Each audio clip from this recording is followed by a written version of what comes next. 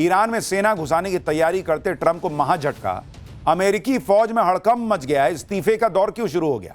Iran ने एक और F-35 फोड़ दिया है। अमेरिकी पायलट पकड़ लिया है। ट्रंप की ऐसी भयंकर बेइज्जती कि दुनिया हंस रही है। अब इसका चैप्टर। पाकिस्तान का मुनीर ट्रंप के भरोसे बैठा है, लेकिन खुद ट्रंप की हालत इतनी खराब हो रखी है कि ईरान युद्ध के बीच अमेरिकी फौज में हड़कंप मचा हुआ है। आप देखिए कि इधर ईरान से अमेरिका की भयंकर जंग चल रही है और उसी बीच अमेरिकी सेना प्रमुख को हटा दिया गया। कुछ और आर्मी जनरल हटाए गए हैं, जिसके बाद चर्चाएं शुरू हो गई हैं कि क्या अमेरिकी सेना और ट्रंप सरकार में अनबन चल रही है। बीच युद्ध में सेना प्रमुख को जबरिया हटाना बहुत बड़ा फैसला है। उनका इस्तीफा होना बहुत बड़ा फैसला है। क्या सेना प्रमुख ट्रंप की बात नहीं मान रहे थे या कोई और बात है? आप देखिए, अमेरिकी सेना में इस्तीफे शुरू हो गए हैं। सेना प्रमुख और रक्षा मंत्री में अनबन की खबर है। मन मुताबिक नतीजे नहीं देने का आरोप है। अमेरिकी अटॉर्नी जनरल को भी हटा दिया गया है। अब सवाल उठ रहा है कि ऐसा क्या हो गया कि बीच युद्ध में सेना प्रमुख को ही जबरिया हटा दिया? भाई, ट्रंप तो कहते हैं कि हमने ऐसा फोड़ा ईरान को, ऐसा मारा ईरान को जो दुनिया ने नहीं देखा था। उनके रक्षा मंत्री कहते हैं कि ऐसी जीत दुनिया ने नहीं देखी। तो अपनी सेना के लोगों पर कार्रवाई क्यों कर रहे हो? कहीं ट्रंप अपने लिए बलि का बकरा तो नहीं खोज रहे? इधर ट्रंप और अमेरिकी सेना में अनबन की खबरें हैं, तो दूसरी तरफ ईरान युद्ध तबाही के नए फेज में चला गया। अमेरिका ने ईरान का पुल उड़ाया, तो अब ईरान ने खाड़ी देशों के पानी और गैस के प्लांट पर हमला कर दिया है। ईरान ने कहा है कि हम पर जैसा हमला होगा वैसा ही जवाब दिया जाएगा, टिट फॉर टैट। ईरान ने खाड़ी देशों के मशहूर पुलों की लिस्ट बनाई है। इन पुलों पर ईरान मिसाइल से हमला कर सकता है। यानी उधर से मारते ट्रंप हैं, उनकी सेना मारती है, और सेम वही चीज निकाल के ईरान जो है वो खाड़ी देशों में मार देता है, क्योंकि अमेरिका तक तो मारेगा नहीं, मार नहीं सकता। तो उसको पता है कि भाई किसकी मदद से अमेरिका टिका हुआ है, खाड़ी देश। यहां मारो, इनकी नस दबा। खाड़ी देश ट्रंप की तरफ देख रहे कि भाई क्या अगला मारने वाले हो, पहले बताओ भाई, तुम तो मार खा नहीं रहे, हम मार खाते हैं। खाड़ी देश उस आदमी की तरफ हो गए जो दो लोगों के बीच में फंसा हुआ है। लपाड़ जो है उनको पड़ रहा है। यानी जैसे को तैसा ईरान के हमलों से खाड़ी देशों का इंफ्रास्ट्रक्चर तबाह हो जाएगा, लेकिन ट्रंप को इससे क्या ही फर्क पड़ रहा? ईरान युद्ध में तो अब ट्रंप को और बेइज्जत होना है। आज ही एक बड़ी खबर आई कि ईरान ने एक और अमेरिकी F-35 गिराने का दावा कर दिया। साथ ही ईरान ने अमेरिकी F-15 जेट के पायलट को भी गिरफ्तार करने का दावा किया है। और यह खबर इस वक्त पूरी दुनिया में चर्चा में। सबके बारे में डिटेल से बताऊंगा, लेकिन पहले अमेरिका में मची खलबली का ट्रेलर देखिए। जिस वक्त डोनाल्ड ट्रंप ईरान में अमेरिकी सैनिकों को उतारने की तैयारी कर चुके हैं और नई नई धमकी देकर इस युद्ध को और भड़काने की बातें कर रहे हैं, उसी वक्त अमेरिकी सेना में कैसे खलबली मच गई है, आज आपको देखना चाहिए। अचानक अमेरिकी सेना प्रमुख रैंडी जॉर्ज को जबरिया रिटायर करके उनसे इस्तीफा ले लिया गया, जबकि उनके कार्यकाल का भी 1 साल बचा हुआ था। रक्षा मंत्री पीट हेग्सेथ ने सेना प्रमुख को हटाने का आदेश दे दिया। US army chief Randy George का कार्यकाल 2027 में खत्म होने वाला था। आदेश के बाद सेना प्रमुख रैंडी जॉर्ज ने फौरन इस्तीफा दे दिया। उनकी जगह क्रिस्टोफर ला नेव को अमेरिकी सेना का प्रमुख बनाया गया है। उप सेना प्रमुख क्रिस्टोफर रक्षा मंत्री पीट हेग्सेथ के सहायक थे। सेना प्रमुख को हटाने के पीछे कोई वजह पेंटागन ने नहीं दी। आप सोचिए, एक डेकोरेटेड आर्मी जनरल जो सेना के प्रमुख भी थे, उनको अचानक हटा दिया गया अमेरिका में। इस तरह के फैसले तभी लिए जाते हैं जब युद्ध में आप मन मुताबिक नतीजे हासिल नहीं कर पा रहे हो। और मैंने आपको पाठशाला में कई बार कहा है कि दुनिया में ढिंडोरा पीट देने से कुछ नहीं होगा कि हम तो जीत गए, अरे मार दिया ईरान को, कुछ नहीं बचा। अमेरिका को पता है कि उसकी औकात ईरान ने उसको बता दी, उसकी हैसियत बता दी, और इसलिए ये वहां अमेरिका में हड़कंप मचा है कि इस्तीफे हो रहे हैं। अब सवाल यह है कि युद्ध के बीच अमेरिकी सेना में इतने बड़े बदलाव क्यों हो रहे हैं? क्या अमेरिकी सेना में सब कुछ ठीक नहीं है? कहा जा रहा है कि रक्षा मंत्री पीट हेग्सेथ और सेना प्रमुख के बीच संबंध ठीक नहीं थे। दोनों के बीच सेना में नियुक्तियों को लेकर विवाद चल रहा था। पीट हेग्सेथ अपने हिसाब से सेना की कमान चेंज करना चाहते थे। ये बातें अमेरिकी मीडिया में छप रही। साथ ही यह भी चर्चा हो रही कि ईरान में ग्राउंड ऑपरेशन को लेकर पीट हेग्सेथ और सेना प्रमुख में एक राय नहीं थी। इसी वजह से सेना प्रमुख को हटा दिया गया। यानी दो चीजें तो क्लियर हो गई। अमेरिका ग्राउंड फोर्स घुसाने की तैयारी कर रहा है, और दूसरा, सेना प्रमुख भी नहीं चाहते कि भाई वहां पर सेना घुसे, इसलिए उनको हटाओ, दूसरे को लाओ, फिर घुसाओ। अमेरिका में सिर्फ सेना प्रमुख को ही नहीं हटाया गया, बल्कि कई और आर्मी जनरल्स को हटा दिया गया। और ट्रंप इतने पर ही नहीं रुकने वाले। चर्चा है कि अमेरिका में बड़े पैमाने पर अधिकारियों को हटाया जाएगा। नेशनल इंटेलिजेंस चीफ तुलसी गबार्ड भी हटाई जा सकती हैं, कहा जा रहा है। FBI चीफ काश पटेल हटाए जा सकते हैं। आर्मी सेक्रेटरी डेनियल ड्रिस्कॉल भी हटाए जा सकते हैं, और लेबर सेक्रेटरी लोरी चावेज डिरेमेर को भी हटाने की खूब चर्चा है। लेकिन इतने लोगों को हटाने से अच्छा है कि अगर डोनाल्ड ट्रंप खुद हट जाएं तो दुनिया का भला हो जाए। सच बता रहा हूं, डोनाल्ड ट्रंप आप खुद इस्तीफा दे दीजिए, देखिए दुनिया में सब ठीक होने लग जाएगा। लेकिन कहां तो ट्रंप ईरान में रिजीम चेंज करने चले थे भाई साहब, कहां अमेरिका में धड़ाधड़ इस्तीफे हो रहे हैं। लोग कह रहे हैं रिजीम चेंज तो अमेरिका में होने लगा है। ट्रंप जिस तरह से लोगों को फायर कर रहे हैं, हटा रहे हैं, क्या यह संकेत है कि चीजें अब ट्रंप के कंट्रोल से बाहर हो चुकी? ईरान युद्ध में फंसे ट्रंप अब क्या बलि का बकरा खोज रहे हैं जिसके ऊपर वो सारा ठीकरा फोड़ सके, क्योंकि अमेरिका में ट्रंप की साख रसातल में पहुंच गई है। ईरान युद्ध के अलावा ट्रंप एप्स्टीन फाइल मामले में घिरे हुए हैं और अब ट्रंप ने अमेरिकी अटॉर्नी जनरल पाम बॉन्डी को भी हटा दिया है। एप्स्टीन फाइल केस को हटाने के तरीके से ट्रंप नाराज थे। मामले की जांच और दस्तावेजों को ठीक से हैंडल नहीं किया गया कहा जा रहा है। एप्स्टीन केस को ढंग से हैंडल नहीं करने के आरोप में अटॉर्नी जनरल को हटा दिया, या फिर ट्रंप के मन मुताबिक काम नहीं करने की सजा अटॉर्नी जनरल को दी गई। अमेरिकी सेना और प्रशासन में बदलाव की वजह से ट्रंप की खिंचाई हो रही। उधर ईरान युद्ध में भी ट्रंप की किरकिरी हो रही। ईरान ने अमेरिका के सबसे एडवांस्ड माने जाने वाले फाइटर जेट F-35 को ही मार गिराने का दावा ठोक दिया। भाई हड़कंप मच गया, F-35 मार दिया। ईरान की मीडिया ने इससे जुड़ी तस्वीरें भी जारी की जिसमें एक फाइटर जेट को टारगेट करते हुए दिखाया गया और हमले के बाद जमीन पर गिरे फाइटर जेट के टुकड़ों को भी दिखाया गया। यही नहीं, ईरानी मीडिया ने तो यह भी दावा किया कि IRGC ने अमेरिका के F-35 फाइटर जेट के पायलट को भी पकड़ लिया है और इसके लिए ईरान की तरफ से कुछ तस्वीरें जारी की गई जिनमें मार गिराए गए अमेरिकी फाइटर जेट की इजेक्शन सीट होने का दावा किया गया। हालांकि पहले ईरान ने दावा किया कि अमेरिकी पायलट पकड़ लिया है, फिर कहा गया कि जो भी पायलट को जिंदा पकड़ेगा उसे इनाम दिया जाएगा, जिसके लिए ईरान के टीवी चैनल्स पर वहां के लोगों से अपील की गई। क्योंकि इजेक्शन सीट वहां दिख रही है तो इनको पता है कि पायलट भी यहीं कहीं होगा।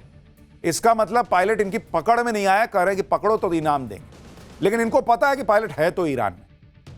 अगर वाकई अमेरिकी पायलट पकड़ा गया तो यह ट्रंप के लिए बहुत बड़ा झटका साबित हो सकता है। जो भाई साहब भर दुनिया में कभी भारत पाक के युद्ध में 6 गिरे, 5 गिरे, 4 गिरे, 11 गिरे फाइटर जेट बताते थे कितने गिरे, वो भाई साहब के फाइटर जेट की दुर्दशा हो रखी।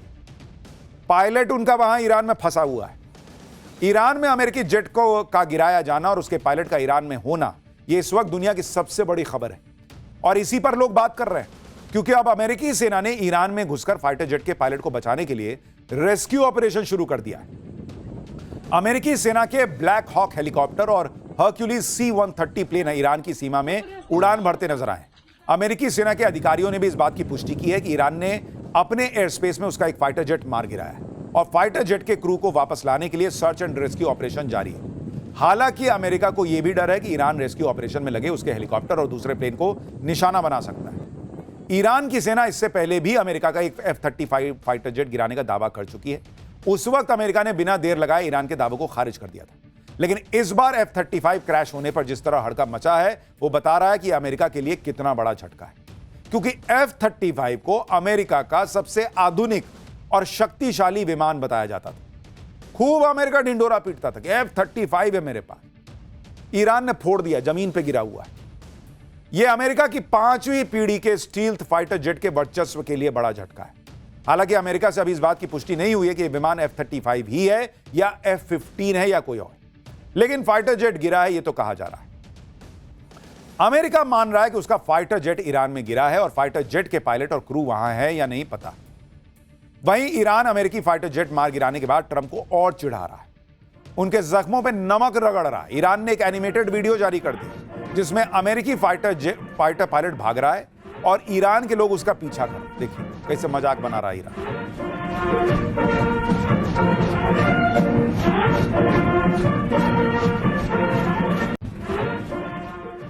यानी इस युद्ध के बीच भी ईरान अमेरिका के मजे लेने, उसका मजाक बनाने, उसकी छीछा लेदर करने का एक मौका नहीं छोड़ा, क्योंकि उसको पता है जितने ऐसे वीडियो वायरल होंगे द सुपर पावर अमेरिका, यह छवि मिट्टी में मिलती जाएगी। कहा जा रहा है कि अमेरिकी फाइटर जेट को हॉर्मूज के पास केशम आइलैंड में मार गिराया गया है, यानी अब युद्ध की आंच हॉर्मूज तक पहुंच गई है। अमेरिका ने स्ट्रेट ऑफ हॉर्मूज में केशम आइलैंड पर हमला किया। केशम आइलैंड ईरान के लिए बहुत ज्यादा महत्वपूर्ण है, यहीं से ईरान हॉर्मूज से गुजरने वाले जहाजों पर नजर रखता है। अमेरिकी हमले के बाद केशम आइलैंड को भारी नुकसान भी हुआ है। मैप के जरिए आपको दिखा रहा हूं कि केशम आइलैंड कितनी इंपॉर्टेंट लोकेशन पर है। आप देखिए कि केशम आइलैंड और लरक आइलैंड के ठीक बीच में ईरान ने टोल बूथ बनाया हुआ, देख रहे हैं वहां पर। इसी से होकर जहाज गुजर रहे हैं, जहां से कथित तौर पर ईरान पैसे भी ले रहा है। केशम आइलैंड पर हमले के बाद आज ट्रंप ने हॉर्मुज पर नया बयान भी दिया। ट्रंप ने कहा कि जल्दी हम स्ट्रेट ऑफ हॉर्मुज को आसानी से खुलवा देंगे, आप वहां से तेल लीजिए और अमीर बन जाइए। हॉर्मुज दुनिया के लिए तेल का बड़ा कुआं साबित होगा। अब ट्रंप कह रहे हैं कि हॉर्मुज आसानी से खुल जाएगा, जबकि पहले तो कह रहे थे कि हॉर्मुज से हमारा क्या मतलब। ट्रंप ने चीन को भी लपेट लिया, कहा कि हॉर्मुज में से सबसे ज्यादा तेल चीन का आता है, तो इसकी सुरक्षा चीन को करनी चाहिए। सुनिए। You know, China gets 90% of its oil from the Strait of Hormuz, and they should be policing their own strait. We shouldn't be policing it for them. We have been for years, and we're getting ready to get out of there. एक तरफ Donald Trump straight of Hormuz को खुलवाने का दावा करते करते थक गए। अब तो लगता है कि उनके दावों पर खाड़ी देशों का भी भरोसा उठ चुका है। इसलिए हॉर्मुज स्ट्रेट खुलवाने का प्रस्ताव लेकर खाड़ी देश यूएनएससी चले गए, यूनाइटेड नेशन सिक्योरिटी काउंसिल। वहां पर भी उनको बड़ा झटका लगा है। दरअसल बहरीन की अगुवाई में खाड़ी देशों ने यूएनएससी में पेश करने के लिए एक प्रस्ताव तैयार किया।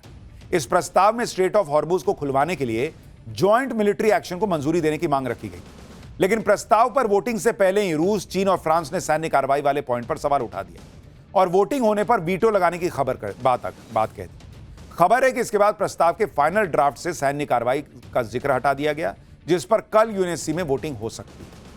इस बीच ईरान अमेरिका युद्ध अब नए और खौफनाक फेज में पहुंचता दिख रहा है। दोनों तरफ से मिसाइल और ड्रोन अटैक का निशाना अब सैन्य ठिकानों से आगे बढ़कर इंफ्रास्ट्रक्चर तक चला गया है। अमेरिका और इजरायल ने मिलकर ईरान के सबसे बड़े पुल पर अटैक किया। इस अटैक में ईरान के करज शहर में बना B1 ब्रिज 2 टुकड़ों में टूट गया। ईरान के इस पुल की पूरी तरह ध्वस्त होने के लिए अमेरिका और इजरायल की तरफ से 2 बार हमला किया गया। हमले के बाद हुए जबरदस्त धमाकों से वहां धुएं का गुबार उठता नजर आया।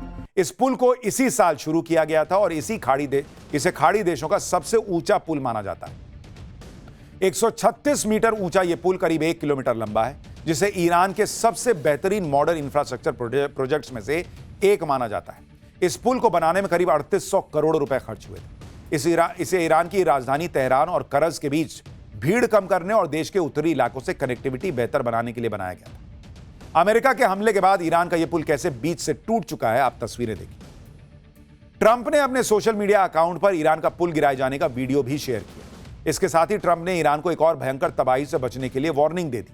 ट्रंप ने लिखा कि ईरान का सबसे बड़ा पुल ढह गया है, अब इसका दोबारा इस्तेमाल नहीं हो पाएगा। अभी और भी बहुत कुछ होना बाकी है। अब वक्त आ गया है कि ईरान कोई डील कर ले, इससे पहले कि बहुत देर हो जाए और उस देश का कुछ भी ना बचे जो अभी भी एक महान देश बन सकता है।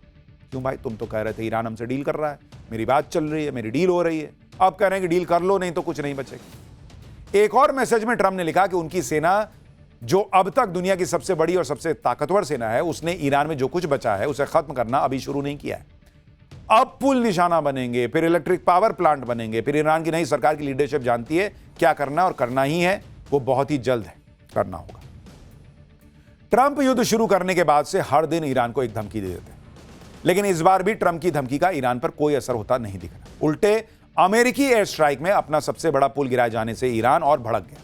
ईरान ने ईंट का जवाब पत्थर से लेने का ऐलान कर दिया। ईरानी मीडिया के मुताबिक IRGC ने खाड़ी देशों के अहम और मशहूर पुलों की एक लिस्ट जारी कर दी, जिन्हें जल्दी ही निशाना बनाया जा सकता है। ईरान की हिट लिस्ट में कुवैत में शेख जाबेर अल अहमद अल सबा समुद्री पुल, सऊदी अरब को बहरीन से जोड़ने वाला किंग फहद काजवे पुल, संयुक्त अरब अमीरात में शेख जायद पुल और शेख खलीफा पुल, जॉर्डन में किंग हुसैन पुल, दामिया पुल और अब्दौन पुल के नाम शामिल हैं। यानी ईरान कह रहा है कि तुम मारो, मैं तुम्हारे दोस्त मार दूंगा, तुम मेरे पुल तोड़ो, मैं खाड़ी देशों के पुल तोड़ दूंगा, मैं मरूंगा लेकिन तुम्हारे खाड़ी देश के दोस्तों को मार के जाऊंगा। डोनाल्ड ट्रंप की सनक के चक्कर में खाड़ी देश बर्बाद हो रहा है, पूरी दुनिया में महंगाई का असर हो रहा है।